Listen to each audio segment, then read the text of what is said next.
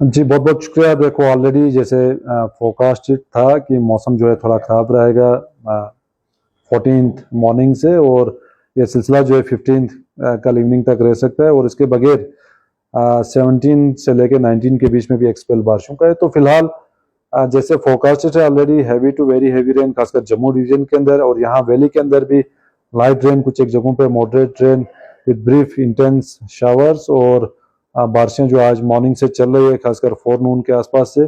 और वहीं जम्मू डिवीजन में खासकर डिस्ट्रिक्ट पुंछ, राजौरी, रियासी, उधमपुर, डिस्ट्रिक्ट जम्मू, संबा, कठुआ, इन सारे जगहों पे जो है हैवी रेन, कुछ एक जगहों पे वेरी हैवी रेन भी रिकॉर्ड किया गया है।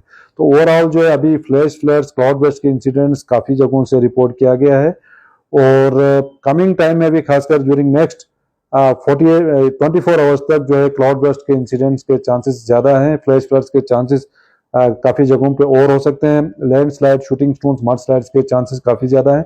तो बिल्कुल एहतियात करें, और ट्रैफिक डिपार्टमेंट का एडवाइजरी, एडमिनिस्ट्रेशन का एडवाइजरी, और इसी तरह जो फोरकास्ट आप लोगों तक पहुंचता है, वेदर फोरकास्ट और उसके साथ साथ वार्निंग्स, तो उसका बिल्कुल जो है पूरी तरह पालन करें। और उसके बगैर 17 से लेकर 19 के बीच में भी फिर से इंक्रीमेंट वेदर के चांसेस हैं।